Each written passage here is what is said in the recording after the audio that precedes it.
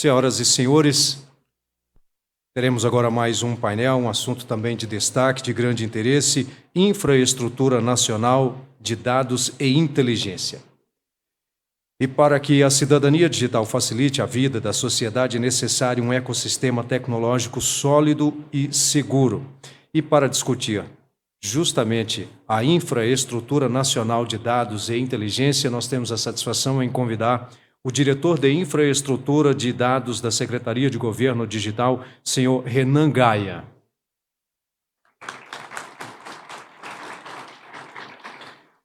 Também convidamos o superintendente de Arquitetura Corporativa, Plataformas e Nuvem do SERPRO, o senhor Welciner Brito.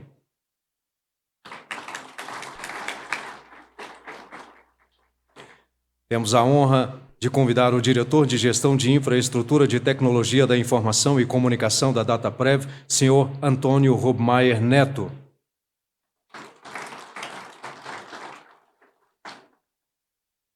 Convidamos neste momento o diretor-presidente do Instituto Nacional de Tecnologia da Informação, ITI, senhor Enilson Camolese.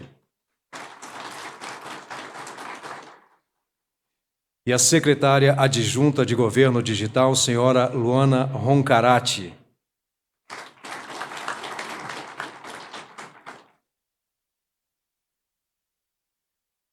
Senhoras e senhores, passamos neste momento a palavra à senhora Luana Roncarati, que fará o comando deste painel. Agradeço a introdução. Boa tarde, pessoal. É com grande satisfação que a gente começa esse painel sobre infraestrutura nacional de dados e inteligência. Acho que, ao longo do dia de hoje, a gente ouviu bastante, dialogou bastante, trocou bastante, conheceu experiências de outros países sobre identidade, mas tem um tema que esteve presente nessas falas e que, hoje em dia, está cada vez mais frequente nos discursos, nas iniciativas, e que é muito relevante que a gente traga para cá também, para esse debate, para esse congresso sobre cidadania digital, em que a gente vem falando tanto sobre a identificação das pessoas. E esse tema e esse conceito, que é cada vez mais frequente, cada vez mais popular, é o conceito de dados, né? E tem também o conceito de inteligência artificial, que é muito próximo também ao tema de dados. E a ideia é que agora a gente converse um pouquinho, que a gente ouça um pouco a perspectiva do Ministério da Gestão e da Inovação em Serviços Públicos, por meio da Secretaria de Governo Digital, o que a gente vem fazendo sobre isso, como é que a gente vem se planejando e organizando as nossas iniciativas referentes ao uso estratégico de dados. A gente tem também os colegas das empresas estatais, do SERPRO e da Dataprev, que também vêm trabalhando bastante de forma bem inovadora e bem oportuna aí, sobre esse tema, e também vamos ouvir o ITI um pouco, fazendo também, trazendo esse olhar e a perspectiva do uso de dados no que se refere à identificação, à identidade e tudo isso. Então, acho que trazendo um pouco esse olhar da relevância dos dados, as oportunidades que o uso estratégico de dados traz para esse cenário, para esse ecossistema, considerando, é claro, o uso responsável, o uso seguro, o uso voltado para a proteção dos dados, para a proteção de direitos. Acho que eu já passo aí a palavra para o Renan Gaia, diretor de infraestrutura de dados na Secretaria de Governo Digital, e vai comentar um pouquinho, vai apresentar o que a gente vem fazendo nesse sentido. Por favor, Renan. Vou pedir licença aos convidados, os demais colegas aqui. Eu vou ficar em pé, porque eu prefiro. Boa tarde a todas as pessoas. Vamos falar um pouquinho, gente, de infraestrutura nacional de dados e inteligência artificial, como a Luana bem comentou. Bom, sou uma pessoa branca, estou de terno cinza, uso óculos, tenho um cabelo liso meio bagunçado. Falando sobre IND, eu volto aqui a uma fala do nosso presidente na quinta Conferência de Ciência e Tecnologia, que ele entendeu, pela fala dele, que o governo tem uma série de dados, esses dados estão dispersos em uma série de infraestruturas, e a gente precisa ter uma visão integrada disso. A pergunta que ele fez e o banco de dados do Brasil? Não quero ouvir falar só do banco de dados individual de cada política. E aí, antes de falar exatamente de dados. A gente vai falar um pouquinho de coco, aproveitando o calor que estamos. E a gente sempre, quando pensa em coco, pensa em algumas coisas mais óbvias, tipo água de coco. Mas, na verdade, com coco a gente pode fazer inúmeras coisas. A cadeia produtiva do coco é bastante rica. A gente volta aqui daqui a pouco. Aqui, mudando um pouquinho de coco para dados, a gente tem os cilindros, que representam as bases de dados, e a gente tem percebido a necessidade de definir claramente a responsabilidade de cada ator sobre essas bases de dados. Além disso, uma questão de catalogação para a gente descobrir qual efetivamente são as bases de dados que estão em posse do governo. Também definir as referências. Qual informação eu devo buscar em qual base de dados, para evitar a duplicidade desordenada de dados. Se eu tenho uma referência, se existe uma base onde eu devo buscar aquele dado, eu deveria pegar esse dado de lá, ao invés de sair replicando ou pedindo para o cidadão a mesma informação. Além disso, preciso que essas bases estejam conectadas, que eu possa acessar esses dados por meio de interoperabilidade, além das questões de privacidade e segurança e de ambiente tecnológico, para eu poder armazenar esse dado em um lugar, de fato, onde traga segurança e uma certa soberania para o nosso país. E a junção desses azuizinhos ali, né, definição de responsáveis, catalogação, definição de referências, interoperabilidade, privacidade, segurança e ambiente tecnológico, a gente vai conseguir quando a gente investir em governança. Capacidade da alta administração em definir claramente metas, diretrizes, caminhos e depois de monitorar isso para vencer os impedimentos que vão aparecer, que são sempre muitos, né? Dando um arcabouço para todo esse desejo desses azulzinhos, a gente tem uma questão de regulação, uma questão de normas, decretos, leis que possam regular e dar os comandos para que isso aconteça.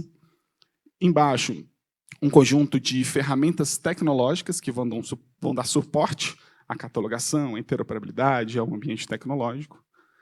E uma questão de serviços, articulação, guias, capacitações, porque a gente precisa conquistar corações para que todo mundo se engaje nisso. E aí, quando eu começo a olhar um conjunto de bases, com um conjunto de normas, com um conjunto de plataformas, com um conjunto de serviços, e todos aqueles elementos azuis, digamos assim, com um grau de maturidade interessante, eu deixo de olhar uma base de dados individual e passo a ver um ecossistema de dados. Aqui, por exemplo, identidade, com e-social, com CAD único, com Bolsa Família, com PED meia. Então, eu tenho um conjunto de benefícios sociais que precisam trocar informações entre si. Seja para validar a renda, para validar se a pessoa está viva ou morta, para saber se uma pessoa é de 18 anos, ela tem mais de 18 anos, e coisas desse tipo. Só que esse é um dos ecossistemas. Aqui, gente, é a brincadeira e voltando ao coco. Porque quando eu consigo, de fato, utilizar aquela informação de diversas maneiras, tal como o coco, a gente consegue fazer diferentes usos. É o que nós estamos chamando de uso estratégico dos dados. Ele não servir apenas um sistema. Ele poder servir a sociedade como um todo de diferentes formas. Só que eu falei aqui do ecossistema de benefícios. Mas nós teríamos um ecossistema rural. Um fiscal, um de gestão pública, um de saúde, um de educação, que envolve um conjunto de atores trocando dados de maneira madura. E aí a gente chega e volta para a fase do nosso presidente, que é a tal da base de dados do Brasil, que nós estamos dando um nome mais técnico, chamado Infraestrutura Nacional de Dados. Que eu queria ressaltar bastante aqui embaixo, que envolve o primeiro setor, o governo, e aqui nós estamos representando o governo, mas também o segundo e o terceiro setor da economia. Tem muito dado no privado que interessa o governo, muito dado do governo que interessa ao privado para fins de serviços públicos. E, por ser uma infraestrutura, isso vai dar suporte a estatísticas oficiais, benefícios sociais, serviços públicos e inteligência artificial, que nós vamos falar logo à frente. Aqui alguns números, só considerando ali SERP e DataPrev. São mais de 370 mil tabelas, mais de 5 milhões de campos de atributos. E uma das frentes desta infraestrutura nacional de dados fala sobre ambiente tecnológico, sobre onde esses dados estão armazenados. A gente colocou aqui 4 possibilidades de armazenar o dado. numa infraestrutura local no órgão, numa nuvem do próprio órgão, chamada nuvem privada, numa nuvem que esteja em empresa pública, chamada nuvem comunitária, e seja nuvem no próprio órgão ou nuvem de empresa pública, criamos um grupo chamado de nuvem de governo, ali em cima, e ali à direita nós temos a nuvem no mercado privado, que é chamada de nuvem pública. E as regras atuais, considerando 3 tipos básicos de classificação de dados, nós teríamos à esquerda, lá em cima, o dado classificado, conforme a Lei de Acesso à Informação. No meio, dados com restrição de acesso, sigilo fiscal, bancário, estatístico, etc.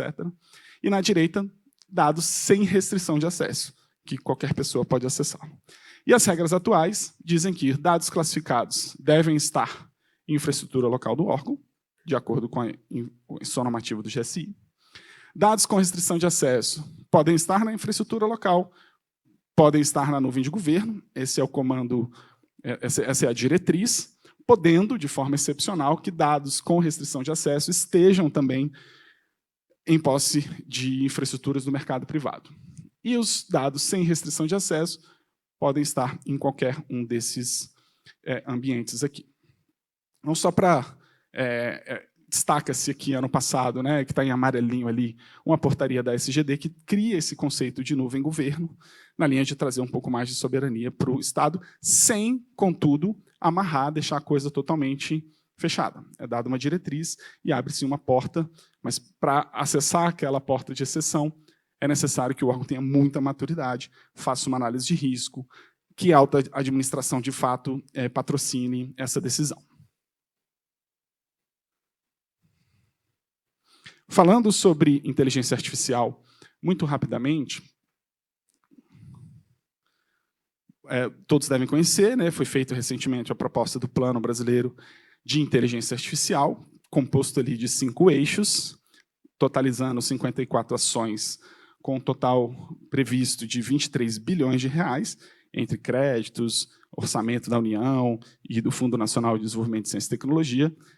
E dentro dos 5 eixos existe um eixo específico para a melhoria dos serviços públicos, que é o que eu vou detalhar um pouquinho aqui, representando o Ministério da Gestão e da Inovação. A gente mapeou, e aqui não vai dar tempo de explorar cada um desses problemas, mas nós mapeamos 6 problemas, como baixa de conhecimento de IA no governo. A gente tem estatísticas, pesquisas que demonstram que a gente precisa fortalecer a nossa força de trabalho. Poucas aplicações de IA em áreas prioritárias. A gente vê muito uso de IA na área fiscal, na área tributária, na área financeira, e a gente vê menos uso na área social, na área de saúde, na área ambiental. Alto risco de falha.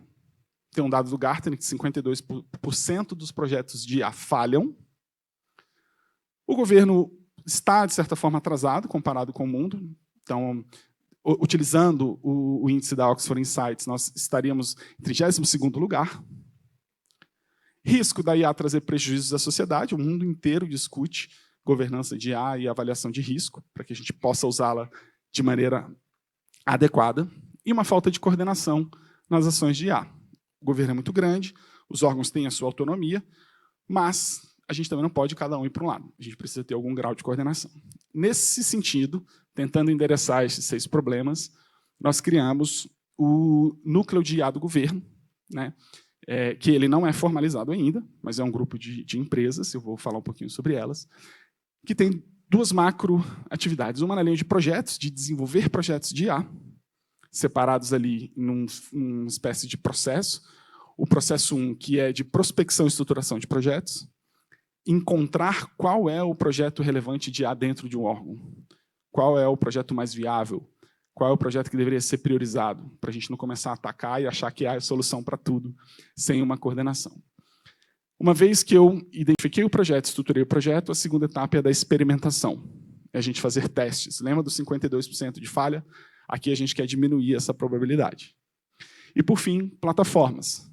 Lembra que eu falei de ações desordenadas? A gente não quer também que cada órgão tenha que pensar na sua infraestrutura, na sua arquitetura. A gente pode, de maneira coletiva, utilizando, inclusive, nossas empresas públicas, aqui representadas, para disponibilizar algum grau de plataforma comum aos órgãos. E do lado dos estruturadores, eu tenho capacitação em eventos, para que nossa massa crítica do Estado esteja preparada para essa nova realidade, ética, para que a gente use IA de maneira justa, de maneira não discriminatória, de maneira que haja uma supervisão humana quando o impacto for relevante. E, por fim, um mini observatório, a gente não está chamando de um observatório que vai olhar todo do governo, mas que a gente possa acompanhar anualmente como está a evolução da adoção de IA no governo. Tá? Para executar essas ações todas, a gente está contando com o próprio MGI, que faz uma coordenação dessas ações, mas também a ENAP, a Escola Nacional de Administração Pública, as empresas públicas, SERPRO e DataPrev, o Ministério da Ciência e Tecnologia e a FINEP, a financiadora de projetos que aporta recursos, utilizando, inclusive, de startups nacionais para incentivar o mercado nacional, mas que também podem desenvolver produtos para o setor público. Obrigada, Renan. Bom, acho que vale a pena reforçar, pessoal, que o MGI surge na nova configuração do governo Lula com a missão de ampliar capacidades, né? Eu acho que muito da fala do Renan traz um pouco esse olhar do nosso papel, do papel do Ministério de ampliar capacidades do Estado, com olhar para o desenvolvimento do nosso país. Então, a gente tem a responsabilidade aí, por alguns sistemas estruturantes, e um desses sistemas é o CISP, o Sistema de Tecnologia da Informação, e a gente tem esse papel de fazer essa reflexão de políticas públicas, de pensar capacidades no uso de tecnologias da informação e pensar justamente as formas com que a gente pode apoiar os diversos órgãos do governo federal e até, eventualmente, estados e municípios também, que a gente tem essa missão. E aí a SGD, então, tem esse papel de fazer essa coordenação dessas políticas, de articular e coordenar a estratégia de governo digital e apoiar os órgãos nessa missão, e trazendo todas as oportunidades, o que há de novo, as tecnologias emergentes, o potencial do uso estratégico de dados, mas a gente não está sozinho nessa missão, né? Então, é importante frisar que a gente tem um arranjo organizacional importante, articulado, para que a gente cumpra essa missão de ampliar as capacidades do Estado, apoiar todos os órgãos do governo federal nessa missão. E, nesse arranjo, a gente conta com as empresas estatais de tecnologia, também exercendo um papel importante nesse arranjo com essa missão institucional. Então, eu vou passar a palavra o nome oficial dele é Welciner Brito, mas ele é chamado de Lobinho, então eu vou chamá-lo de Lobinho. Não sou eu que estou criando esse nome, ele mesmo se auto-intitula Lobinho, e ele hoje atua como superintendente de arquitetura corporativa, plataformas e nuvem do SERPRO. Se você quiser se apresentar melhor ou de forma diferente, por favor, Lobinho, a palavra é sua. Obrigado, Luana.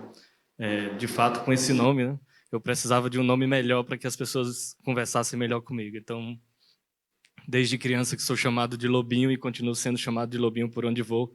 Então, fiquem à vontade todos para me chamar de Lobinho. Já estou no SERPRO há 27 anos, trabalhando com arquitetura, com tecnologia e com nuvem, e é um prazer estar aqui com vocês para falar um pouco sobre isso. Renan, achei muito interessante a sua apresentação da estratégia, né, de governo, de infraestrutura de nuvem e de nacional de dados e de inteligência artificial. É claro que tudo isso começa numa necessidade que nós temos de trazer inovação para o governo, né? Então, como é que eu vou trazer inovação se, no nosso dia a dia, inovar significava, tradicionalmente, fazer aquisição de tecnologia, fazer internalização de conhecimento de tecnologia, e isso leva muito tempo. Levar muito tempo é um cenário bem difícil, cada vez mais para o governo. Como é que eu consigo utilizar a inteligência artificial? Como é que eu consigo mudar o meu processo de trabalho, se para inovar eu levo anos de prospecção e de internalização de tecnologia? Então, com a motivação da inovação, a gente vem trazendo todo um trabalho de transformação digital para junto do governo e trazendo novos serviços para a sociedade. Então, o processo de transformação digital levou à geração de um conjunto vasto de dados que passa a ser importante para a criação de um ecossistema de dados. Esse ecossistema de dados ele é de interesse tanto do governo quanto também do mercado privado, que tem interesse por essas informações. Então, informações que estão na base de governo, o mercado privado tem interesse, e o governo também tem interesse em informações que estão no mercado privado. Com esse ecossistema de dados, a gente pode trazer uma comunicação melhor, um fortalecimento melhor para o governo de políticas públicas e para o mercado fortalecer a economia, fortalecer oportunidades. Bom, qual é o desafio, então, quando a gente está falando de um ecossistema de dados que pode trazer inovação e que pode trazer oferta de novos serviços? A gente precisa manter a segurança e a privacidade dos dados do cidadão sendo alcançados e garantidos. Então, o grande desafio nessa criação de um ecossistema de dados é que o cidadão brasileiro precisa ter sua segurança e sua privacidade garantida. Então, a gente começa num grande desafio de como é que eu trago, no ambiente de tecnologia para o governo, nesse ambiente de inovação, garantir a segurança e a privacidade. O SERPRA, então, nesse desafio, começou a montar todo um programa de governança de dados em cima das informações, onde os dados passam a ser classificados, onde, pela sensibilidade, pela criticidade dessa informação, e com essa classificação, a gente vai poder utilizar essa classificação de dados para utilização, por exemplo, de qual nuvem é a nuvem adequada para atender o nosso cliente. Então, com isso, o cenário de governança de dados ele é extremamente importante quando a gente está falando de uma infraestrutura nacional de dados. Preciso garantir uma governança, um catálogo de dados, uma classificação de dados e, a partir dele, a oferta de novos desse ambiente de integração, desse ambiente nacional de dados. Quando a gente fala de um ecossistema de dados e a governança de dados, isso vai ser um pilar importante para a utilização de inteligência artificial. Desculpe. Não há inteligência artificial sem dados. É extremamente básico para a inteligência artificial que todos os modelos sejam treinados a partir das informações de dados. Sem governança de dados, eu vou fazer treinamentos talvez inadequados para a necessidade de ética, que a gente precisa garantir, para a necessidade de não ter viés em cima dessa informação. Então, essa governança de dados ela é importante não só para gerir o ecossistema de dados, mas também para promover um uso adequado de inteligência artificial. E voltando para o tema de inovação, como que a gente vai acelerar esse processo de inovação, de utilização de inteligência artificial, se eu não utilizar tecnologias adequadas para isso? Novamente, para encaixar esses 3 pilares tecnológicos que potencializam a infraestrutura nacional de dados e inteligência artificial, eu tenho a nuvem de governo. Então, o SERPRA vem construindo a nuvem de governo para oferecer para os seus clientes um ambiente extremamente elástico, onde você tenha total condições de manter um grande volume de dados que nós temos hoje em cada um dos órgãos, onde você tenha as tecnologias necessárias para trazer inovação, para ter governança, para construir soluções rapidamente para o governo e para os clientes. E é impossível fazer isso hoje sem que a gente oferte através de uma nuvem de dados, de uma nuvem tecnológica, né, de uma nuvem de governo. A nuvem ela vai prover tecnologia, vai prover infraestrutura para que eu consiga manter todas essas bases de dados num ambiente controlado, com gestão, dentro de uma infraestrutura soberana, dentro de uma infraestrutura com segurança, e o SERPRA vai oferecer isso dentro da sua nuvem de governo, dentro dos seus centros de dados, com tecnologia brasileira, com tecnologia nacional, com parcerias com os grandes empresas de nuvem pública, mas que a gente consiga oferecer tudo isso com uma grande segurança e privacidade dos dados, com grande qualidade, mas trazendo todos esses requisitos que a infraestrutura nacional de dados requer. A nuvem de governo, junto com as tecnologias de IA, junto com as tecnologias de dados, montam esse tripé extremamente importante para a estratégia nacional de dados e para a inteligência artificial. E o SERPRA vem montando isso em parceria com a Secretaria de Governo Digital, assim como nossos parceiros DataPrev, para construir para o governo a melhor infraestrutura necessária para isso. Então, a gente consegue trazer todas essas informações e consegue ofertar isso de forma muito rápida para o cidadão, para os nossos clientes, para que o cidadão também seja beneficiado. Fazer transformação digital, ele é um desafio, principalmente no nosso país, que tem grandes desigualdades, porque a gente precisa fazer a inclusão digital de toda a população. Todos precisam ser incluídos, e essa é uma preocupação importante, porque num país desigual, num ecossistema de dados, onde a gente fomenta toda essa informação, ao invés de promover uma melhor distribuição e de forma mais igualitária no país, a gente pode acelerar ou aumentar essa desigualdade. Então, essa precisa ser uma visão importante na construção da infraestrutura nacional de dados. Não contribuir para a desigualdade e, muito pelo contrário, contribuir para que a gente diminua essa desigualdade na sociedade brasileira. E aí eu quero contar um exemplo que eu vi recentemente e que eu gostaria de compartilhar com vocês. Eu estava na frente de um hotel esses dias e 2 turistas tinham acabado de comprar um drone e começou a subir o drone, né, só para testar, ele só queria testar se o drone dele estava funcionando. E rapidamente, nesse local, chegou uma viatura da polícia e mandou eles pararem, descerem o drone, que não podia, aquilo era uma área restrita para uso de drone. O que estava por trás desse chamado da polícia que conseguiu, em menos de 5 minutos, atuar para algo que não poderia acontecer naquele momento? Bom, no dia seguinte eu fui visitar um órgão que tratava somente do analytics de governo daquela região, daquela cidade. Eles monitoravam todo o cruzamento de dados da cidade com uma quantidade muito grande, mais de 100 mil câmeras distribuídas em toda a cidade para monitorar eventos que aconteciam. Então, se eles detectassem por imagem na câmera que tinha um lixo no local que não podia, ele abria um incidente. E esse incidente era encaminhado para o órgão de limpeza pública. E eles tinham até 2 horas para resolver o problema. A mesma câmera que identificou o incidente monitorou que 2 horas depois o lixo tinha sido recolhido e o problema tinha sido solucionado. Imagine quão difícil é hoje a gente precisar de fiscais humanos olhando para o que está acontecendo e verificando se o que precisa ser corrigido e ser atuado. O uso de inteligência artificial, o uso de analytics em cima de dados de governo vai permitir uma melhor eficiência de governo para uma melhor situação da sociedade.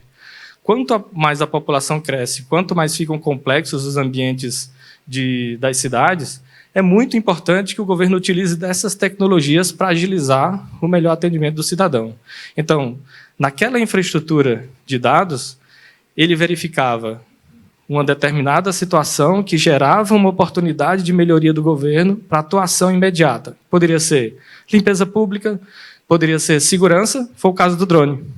Ele detectou pela frequência de rádio que tinha subido um drone numa área que não era permitido. Imediatamente ele emitiu um alerta para a área de segurança pública e em menos de 5 minutos o policial estava lá para garantir que isso não poderia acontecer. Então, o uso de uma infraestrutura de dados para o governo, o uso de informações, o cruzamento dessas informações, o uso de inteligência artificial, ele é uma condição indispensável para a melhoria e eficiência do governo hoje, trazendo inovação para os serviços públicos, trazendo uma maior agilidade para o cidadão, trazendo uma maior atuação do governo presente no cidadão e dando uma melhor condição, uma melhor atuação, uma melhor condição para cada cidadão no seu dia a dia. E, para isso, nós, como empresas públicas, precisamos ofertar essas tecnologias e essas condições para o governo federal. A gente precisa ter essa capacidade de ter cruzamento dessas informações, armazenamento, governança, gestão em cima dessas informações, ter tecnologia que permita, através de inteligência artificial, identificar eventos importantes, dar insights para os nossos gestores, o uso de inteligência artificial para acelerar a análise de processos, análise de documentações, validação de informações, para que o serviço público seja cada vez mais eficiente. Para isso, o SERPRO vem montando a nuvem de governo, com tecnologia de grande volume de dados para garantir governança, classificação de dados, catálogo de dados e um catálogo de soluções de IA para a entrega de soluções cada vez melhores e cada vez mais rápidas para o cidadão e para a sociedade. Então, contem com o SERP nesse grande desafio da infraestrutura nacional de dados e também da inteligência artificial. Muito obrigado, foi um prazer a todos.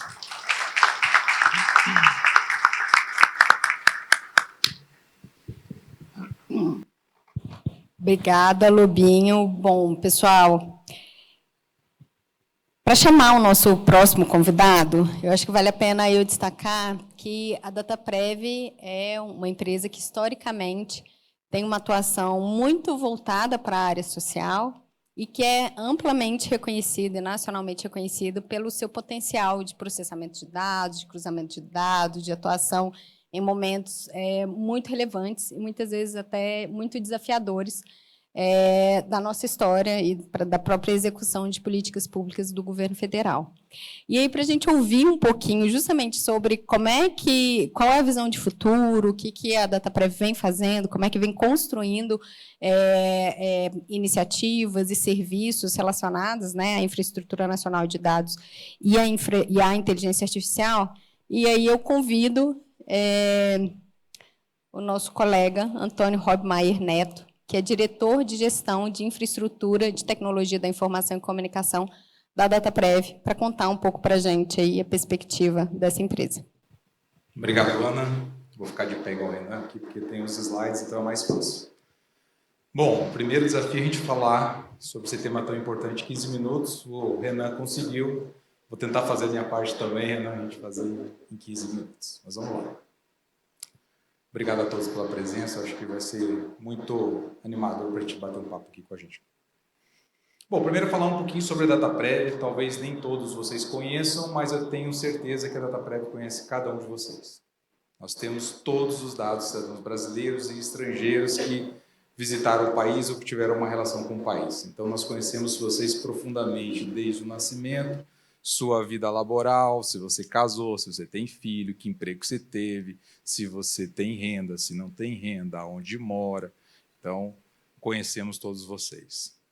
Nós temos mais de 44 bilhões de dados nas nossas bases de dados e mais de 100 milhões de acessos aos nossos serviços digitais por mês. Temos 3 data centers certificados Tier 3 e mais de 400 sistemas previdenciários. Bom, como a Luana falou, nós temos uma vocação social. Nós nascemos da Previdência Social e, portanto, temos cada vez mais se apropriado desse tema. Então, quando a gente olha aqui, esse é o ecossistema dos dados previdenciários, os dados sociais do Brasil. Você vai ver, é uma série de informações que elas vão se unindo e vão se agrupando, e a gente tem feito nessa área cinza uma expansão desses dados para que a gente consiga cada vez mais ter uma melhor percepção do cidadão. Se a gente fala em um governo digital, nós estamos falando que o governo está se fazendo presente dentro dos sistemas, dentro dos ministérios. E é aqui que a gente começa a criar toda essa capacidade do governo entender a população brasileira, entender onde estão os seus problemas, aonde atuar e aquilo que a gente está fazendo de certo ou aquilo que a gente precisa aprimorar dentro do Estado brasileiro. Bom, mas ter os dados não é suficiente, gente. Uma coisa que a Dataprev aprendeu durante anos, arduamente, que só ter o dado não resolve. Nós precisamos ter uma estratégia de como arquitetar esses dados. Nós precisamos ter uma boa recepção. Nós temos que garantir que o dado chega, e ele chegue no tempo correto e seja tratado da forma correta.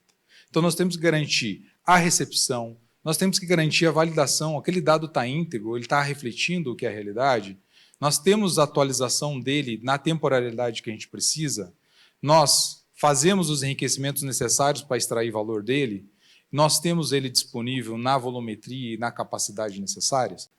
Com isso, nós conseguimos entregar aí vários benefícios no sentido de resultados com precisão, com automatização, com personalização, com padrões e dentro de uma conformidade. Então, a primeira mensagem que eu queria passar para vocês é que só ter o dado não é suficiente. Como o Lobinho falou, não adianta a gente falar de IA se nós não falarmos de dado. Se nós não temos o dado, se nós não temos um dado qualificado, a IA não vai ser o resultado que a gente espera, não vai obter o resultado que a gente espera. Nós vamos gastar muito dinheiro, nós vamos gastar muito esforço e não vamos gerar resultado para a sociedade. Esse é o primeiro ponto que eu queria trazer para vocês. Bom, montando esse ecossistema, o que a Dataprev conseguiu ao longo dos anos? Dataprev hoje tem 100 milhões, como eu falei para vocês, acesso em torno de mais de 100 milhões de acessos únicos mensais em nossas aplicações. Essas são as 3 principais aplicações que a gente tem. O meu INSS, que recebe 75 milhões de acesso mês. Nós temos aí em torno de 120 serviços digitais, 25 milhões de apps instalados. Tudo isso só foi possível por quê? Porque nós tínhamos um grande ecossistema de informações para poder digitalizar os serviços.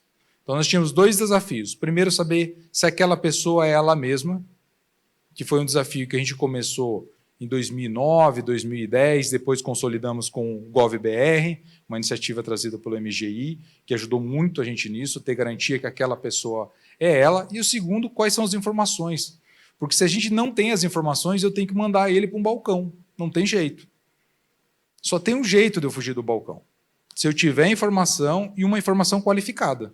Se ela não estiver qualificada, também não me adianta muito. No máximo, eu faço um requerimento digital e mando ele para o balcão. Então, não é resolutivo.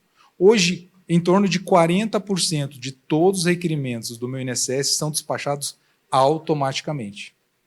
São 600 mil requerimentos feitos por mês. Então, dá para entender a volumetria de homem-hora que a gente reduziu com a implantação desse tipo de tecnologia, esse tipo de arquitetura de dados mais tecnologia.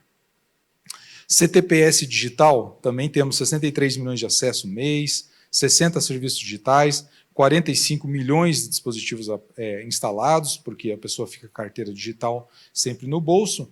E aqui a gente tem números muito mais elevados do seguro-desemprego sendo emitido diretamente do aplicativo, sem precisar se deslocar, sem precisar ir a um balcão do governo federal. Que nós chegamos em margens acima de 80%. E no CAD único, que é um novo processo que a gente tem entrado, a gente já tem 2,5 milhões de acesso, né? Um pouco mais de 2,6 milhões acessos mês, 12 serviços, e nós estamos aí numa empreitada de virar essa chave e a gente entregar muito mais serviços a partir do ano que vem no CAD único. E trazendo a base do CAD único para dentro desse sistema previdenciário, a gente vai conseguir explorar ainda mais, não só melhorar o processo do CAD único, mas também avançar com as outras políticas públicas, porque essa é a vantagem. Quando o CAD único vem, ele não vem só com as informações dele, ele vem para um ecossistema, ele se apropria de informações que estão no INSS, se apropria de informações que estão lá no Ministério do Trabalho, e ele contribui nesse grande ecossistema. Essa é a grande vantagem de se criar uma infraestrutura nacional, porque não é só a tua contribuição, você se apropria do que os outros construíram durante esse período. Bom, tendo tudo isso estruturado, tendo esses dados montados e a gente conseguindo, tendo uma melhor governança disso, a gente vem para a segunda fase. Tá bom, temos os dados, temos alguns processos, e como é que a gente faz essa revolução que a IA está propondo? Como é que a gente avança? A gente, apoiado nessa infraestrutura nacional de dados, com esses dados governados, qualificados, com curadoria, com tempestividade e qualidade, nós vamos ter 2 capacidades computacionais. Uma em nuvem pública, como o Renan trouxe para nós, para aqueles dados que não são sensíveis, dados que não são classificados, e uma capacidade computacional de nuvem soberana, ou seja, dentro dos nossos data centers, utilizando tecnologia implantada dentro do Estado brasileiro. Em cima disso, nós criamos métodos de governança, performance e monitoramento para entregar produtos que têm aí sua característica IA implantada. Aí é um ponto importante, porque uma coisa que nós temos que discutir, quando nós estamos falando em IA, nós estamos saindo de um campo determinístico, muitas das vezes dos processos nossos, para um campo probabilístico. Então, como é que a gente cria uma estrutura para poder governar quando a gente está indo em cima de uma probabilidade e não de uma certeza? Como é que a gente trabalha sem certeza? Como é que a gente trabalha viés? Como é que a gente faz esse ciclo de vida? Os dados eles vão mudando, as realidades vão mudando. Como é que eu altero a IA ou atualizo a IA para que a gente tenha um resultado melhor? Então, a gente tem que manter essa performance, esse monitoramento muito mais aprimorado do que a gente tinha no passado. E tudo isso tem um custo. Cada vez que se gera um modelo, praticamente como se gerasse um sistema novo, você tem um custo. Então, como é que você consegue planificar isso? Como é que eu consigo, como gestor público, me programar para fazer esses ciclos de vida? Todo mundo está acompanhando quanto que está subindo as ações da NVIDIA. Nós estamos falando que a infraestrutura com GPU, que é para processamento de IA, estão cada vez mais caras, seja pela questão energética, nós estamos falando em data centers onde o rack passa de 7 kW para 45 kW, isso é muito energia, seja pelo próprio hardware que está ali empregado, que é a última coca do deserto. Então, nós temos grandes dificuldades de conseguir adquirir esse tipo de equipamento. Então, ao adquiri-lo, como é que a gente consegue utilizar isso de uma forma racional? E como é que a DataPrev entende que a inteligência artificial vai ajudar a gente nessa missão do governo federal? Acelerar processos de negócio, ou seja, como é que eu consigo acelerar processos com a IA? Talvez a IA não decida, mas acelere para mim, me dê um rascunho de um parecer, me dê rascunho do encaminhamento, me traga as dicas de caminho, de análise que eu tenho que fazer. Eu tenho da tomada de decisão automática, efetivamente, então em cenários onde ela vai decidir, ela analisa e tem um grau de confiança suficiente para dizer, sim, não, qual é o caminho que vai ser seguido. Também é super importante porque tira aquela primeira camada, talvez, das decisões mais fáceis e deixa as mais complexas para outras camadas, para esse servidor público muitas vezes mais qualificado, no sentido de conhecimento. Nós temos um viés muito importante que é a análise de risco, ou seja, o que a gente está olhando, como é que a gente olha risco, como é que a gente detecta padrões de fraude, padrões de manipulação de dados, como é que a gente consegue avançar com isso. E insights de negócio, ou seja, tem coisas que eu não estou vendo, tem coisas que a IA consegue detectar um padrão e me mostrar caminhos mais interessantes, ou me mostrar comportamentos que eu não estou conseguindo avaliar quando olho os números nu e cruz ali. Ela consegue trazer essa capacidade de trazer insights. Então, já acho que essas 4 grandes vertentes vão ajudar a gente, na esfera federal, para avançar com os serviços públicos. E como é que a gente traz essa capacidade? O Renan falou um pouquinho, o Lobinho falou um pouco também sobre isso. Como é que a gente traz essa capacidade para o governo? O governo sempre tem uma dificuldade, que é assim, comprar. Nosso supply chain normal, natural, é em torno de 18 meses, entre você detectar a necessidade de algo e algo estar disponível para você.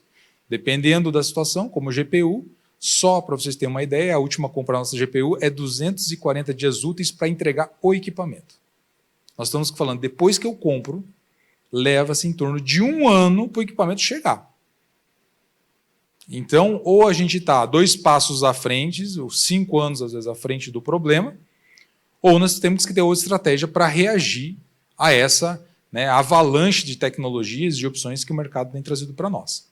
E como que a DataPrev estruturou para a gente conseguir avançar com a nossa infraestrutura tradicional, dos 3 data centers que a gente tem hoje, lembrando que esses 3 data centers foram construídos exatamente nessa visão de futuro. Lá em 2010, 2009, quando a DataPrev planejou os seus data centers, certificou os seus data centers, criou uma grande infraestrutura para fazer o QNIS robusto, como está hoje, e outras bases, ele já pensou no que a gente está vivendo hoje. Se nós estivéssemos pensando em IND nesse exato momento, nós estaríamos provavelmente 10 anos atrasados. Então, o que a gente está fazendo para aliar e dar mais velocidade à nossa infra tradicional? Nós estamos trazendo 3 nuvens de players de mercado para dentro do data center. Então, são nuvens hosteadas em nossos data centers. A nuvem da Huawei já foi contratada, está em fase final de implementação. Acredito que até o nosso cronograma até o final desse mês já vai estar em operacional. A da Oracle já foi contratada e os equipamentos estão sendo fabricados para trazer e ser colocado nos nossos data centers. E da AWS a gente está na fase final de negociação. É um processo complexo de negociação, afinal de contas você está trazendo uma capacidade dessas nuvens públicas para operar dentro do seu data center. Então, com isso, a DataPrev entende o seguinte, consegue encaminhar todas essas necessidades, nosso papel aqui é ajudar o governo federal na sua visão do qual é o futuro, como é que a gente vai encaminhar.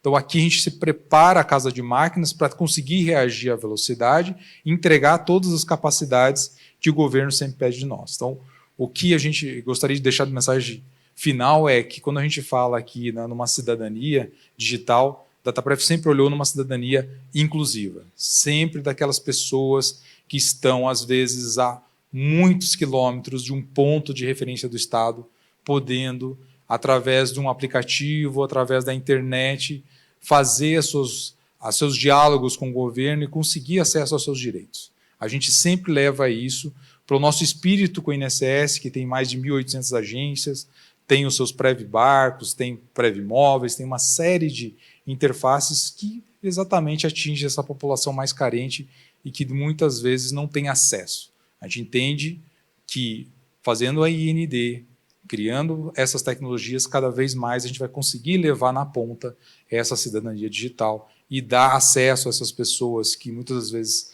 não têm condições de ter acesso a essas políticas públicas, tenham acesso de forma mais qualificada, mais assertiva e mais tempestiva.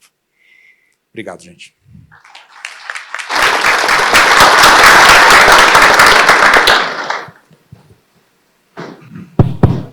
Robaina, agradeço pela sua explanação.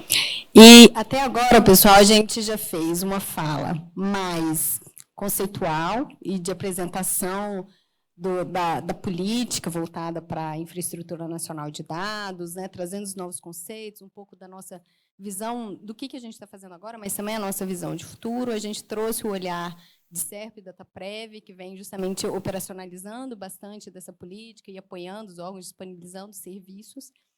E um tema também que se relaciona muito com o tema de dados e inteligência artificial, que eu acho que agora a gente tem a oportunidade de ouvir, de acrescentar, de agregar aqui para vocês, é o tema relacionado a dados, mas também relacionado à questão de confiabilidade dos dados, confiabilidade desses processos, segurança, proteção também, né? Quando a gente está falando de dados, está falando de infraestrutura nacional de dados, a gente está falando de soberania, mas a gente está falando também de inteligência artificial responsável. É claro que todos esses conceitos também estão subjacentes aqui a tudo isso que a gente está apresentando para vocês.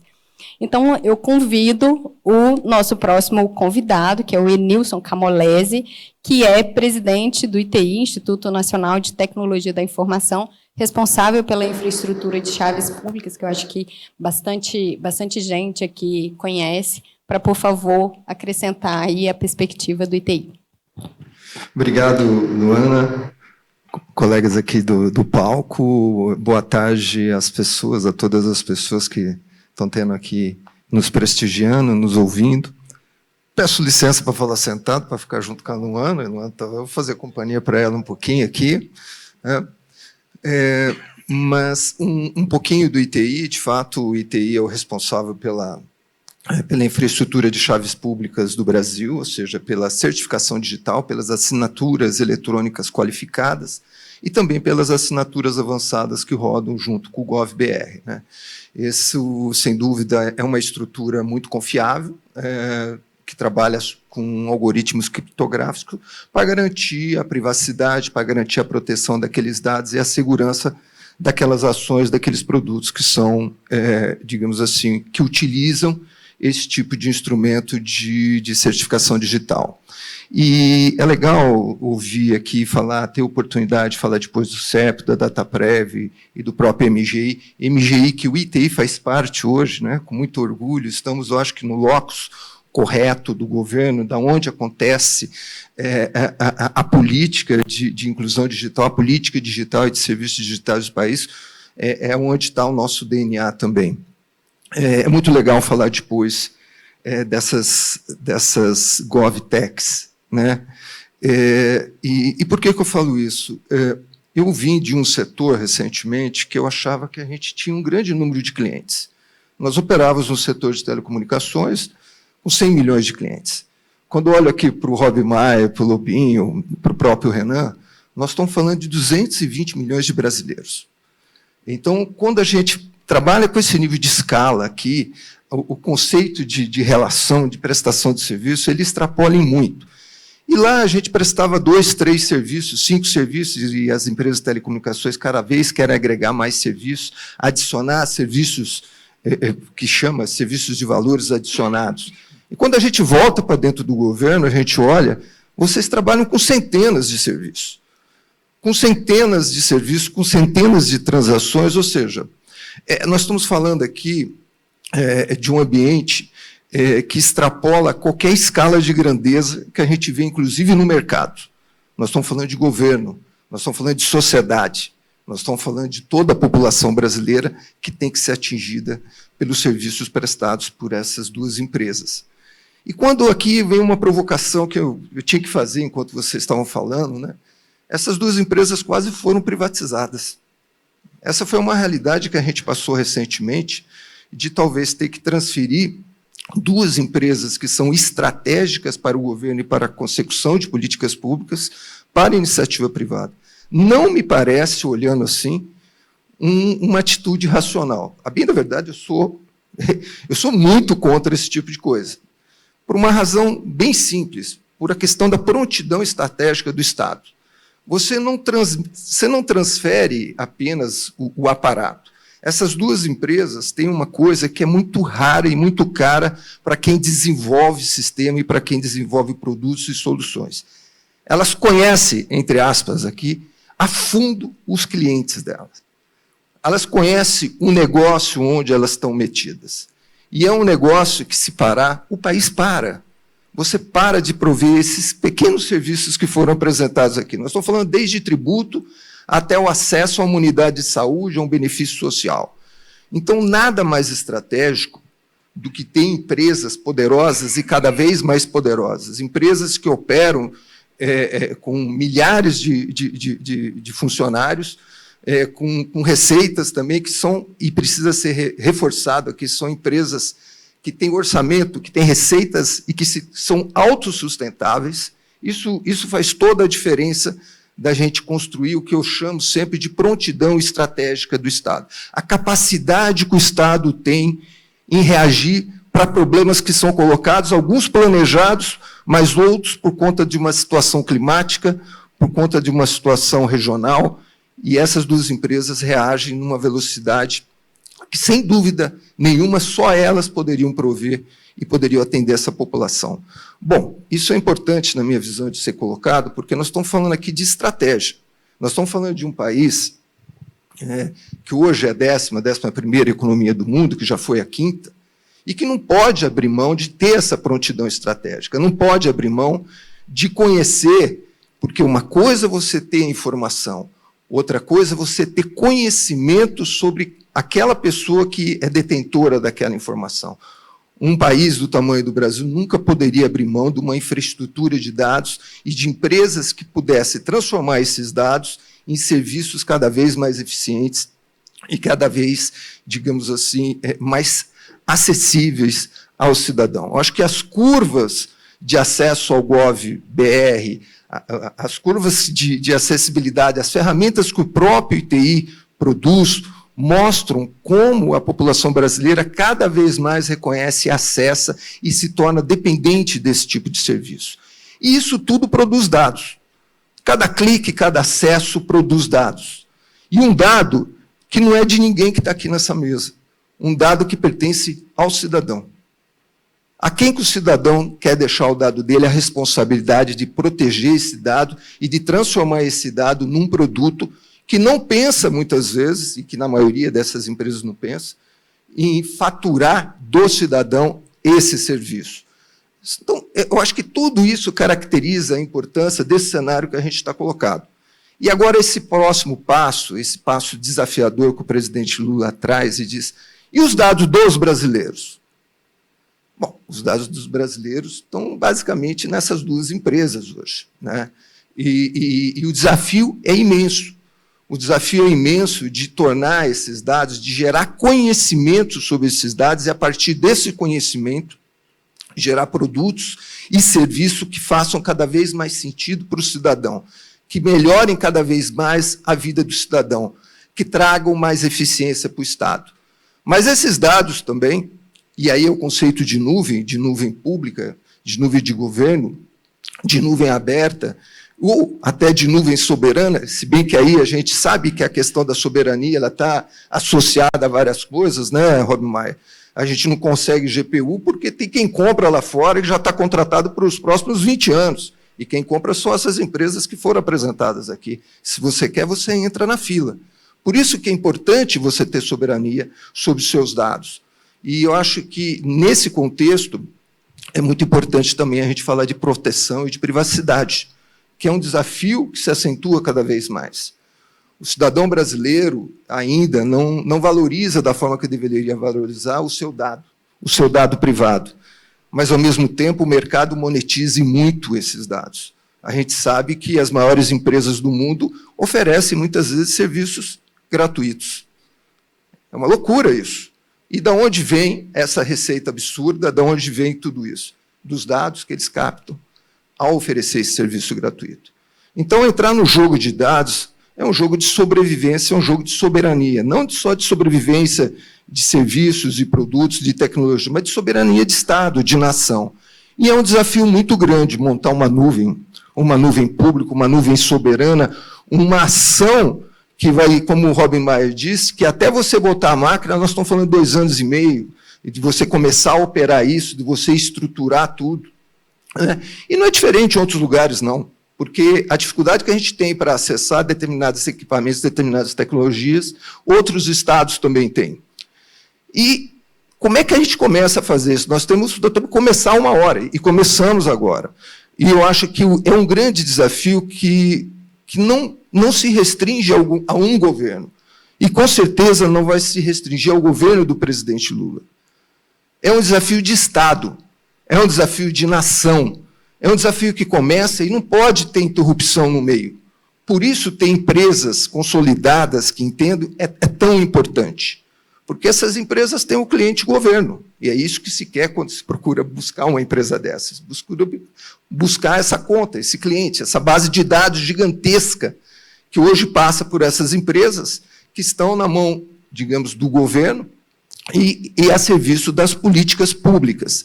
Então, de fato, você construir um ambiente desse é desafiador. É desafiador porque, daqui a pouco, e como já aconteceu na Europa, e o Lobinho citava um exemplo, eu até lembrei de um exemplo que, quando estavam falando de cidades inteligentes, uma cidade que eu estive na Europa visitando a prefeitura, ela captava imagens de 10 mil câmeras para controle de trânsito, mas apagava a face de quem estava dentro do carro, por uma questão de privacidade. A sociedade europeia não aceitava ter esse dado de identificação para qualquer tipo de uso. E, sem dúvida nenhuma, quando a gente transfere o nosso dado como titular para o Estado, há um legítimo interesse nessa operação, um legítimo interesse voltado ao fornecimento de serviços públicos que se vão reverter em pró desse próprio titular do dado. Obviamente, quando você fala de uma nuvem aberta para que se desenvolvam serviços privados, você também está tendo que falar de uma política de consentimento que garanta essa privacidade e, quem sabe, no futuro, até um retorno em forma de benefício para o cidadão. Por que não? Isso são modelos, e aqui nós estamos falando de outros tipos de benefícios que não só de serviços públicos. Isso a gente já ouve falar muito de cashback, a gente ouve falar de vários instrumentos que estão sendo usados, tudo no entorno do dado. Tudo do entorno do dado. Infelizmente, o Brasil se insere, na minha visão, tardiamente nesse jogo de dados. A gente vem se preparando, mas a gente teve disrupturas ao longo do caminho que atrasaram, em certa medida, isso. Mas é importante frisar que, quando a gente traz essa questão de dados e traz essa questão e mistura com a questão da inteligência artificial, tem uma palavra que passou rapidamente aqui, mas que precisa ser fortalecida. Quando a gente vai ensinar uma criança, a gente, às vezes, começa ensinando pelos valores, para que ele, a partir desses valores, possa desenvolver um leque de conhecimento ao longo de sua vida. Esses valores a gente aprende lá, quando a gente está em casa. O que eu posso fazer, o que é certo, o que é errado, não faça isso, chegue lá, mas siga por aqui. E, para a gente começar a mexer com inteligência artificial, a gente tem que, necessariamente, discutir valores. Como que a gente vai ensinar esse bicho a reverter em prol da sociedade, mas trabalhando de uma forma ética, e essa era a palavra que estava colocada ali. Como que a gente vai ensinar esse instrumento poderosíssimo de que ele tem que trabalhar, sim, em prol daquela pessoa que tem o dado, que entregou aquele dado na confiança para o Estado para que aquilo fosse revertido em forma de serviço público. Então, há um desafio muito grande na regulamentação, hoje foi dito hoje de manhã, que quais são os caminhos que vão seguir a regulamentação da inteligência artificial. Mas ela vai ter que ser regulamentada. Você vai ter que fazer um grande contrato social sobre ela para evitar um grande laissez-faire disso. Nos últimos 20 anos, o Brasil foi nos últimos 30 anos, o Brasil foi um grande provedor de dados para países que não pertencem ao sul global. Esse fluxo ele é gigante em outra direção. Por quê? Porque está sempre livre. Nunca ninguém valorou isso, né?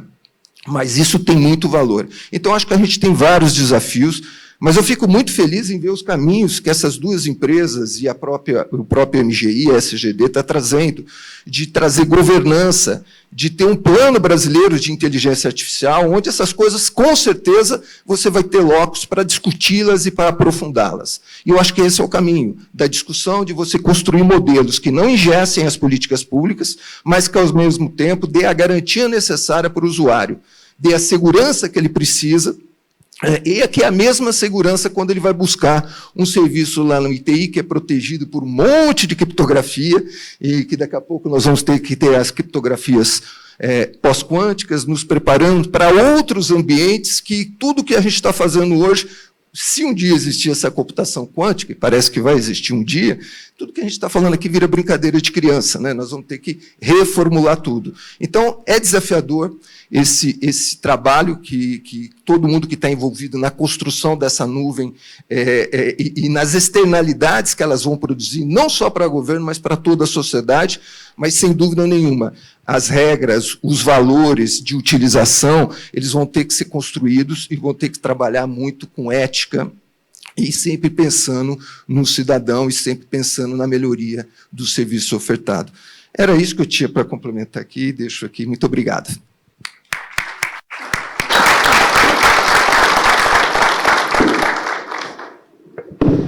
Enilson, agradeço muitíssimo a sua fala, as suas reflexões, que eu acho que contribuem bastante para a gente fechar esse painel, trazendo muito o olhar dos desafios para o futuro e, principalmente, também esse olhar de valores, né? Acho que é muito importante.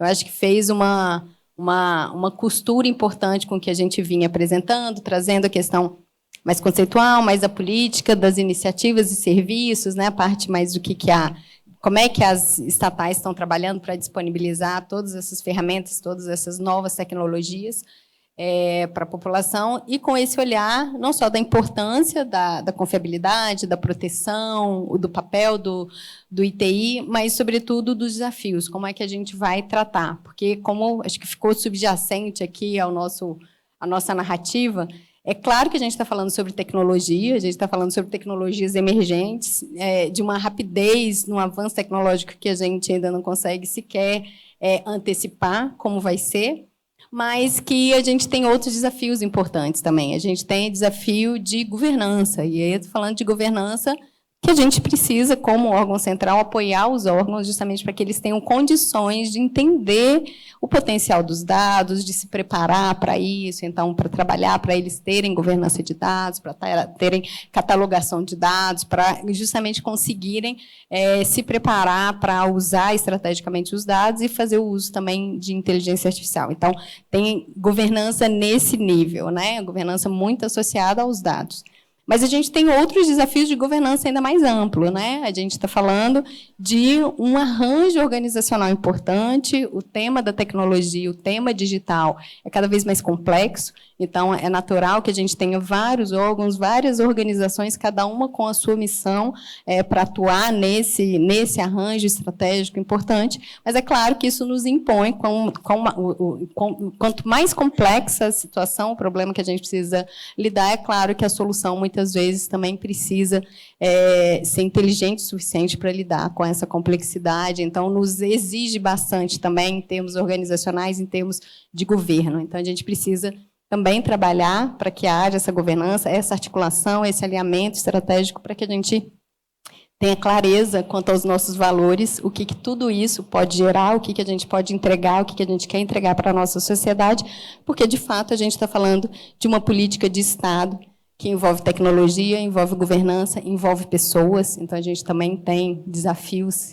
referentes à gestão de pessoal e capacitação e retenção de talentos. Então, bom, espero que tenha sido interessante para vocês. Acho que a gente trouxe novidades, pontos interessantes de como é que a gente está trabalhando e como é que a gente está pensando o futuro de forma estratégica, voltada para o desenvolvimento e como uma política de Estado. Obrigada, pessoal.